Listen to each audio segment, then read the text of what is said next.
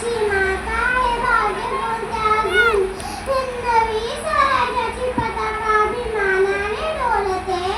लक्ष देऊन ऐका मी जिजाऊ बोलते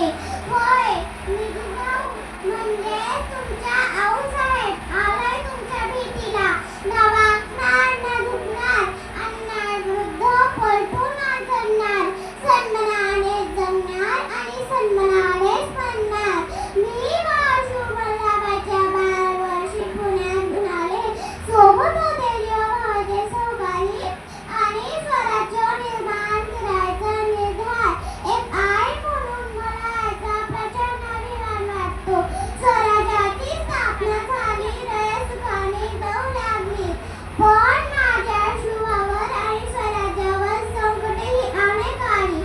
अफजल खान शाहिस्ते खान पुरंदरचा वेढा आणि औरंगजेब या संकटावर माझा शुभा पुरून उरला माझा शुभा छत्रपती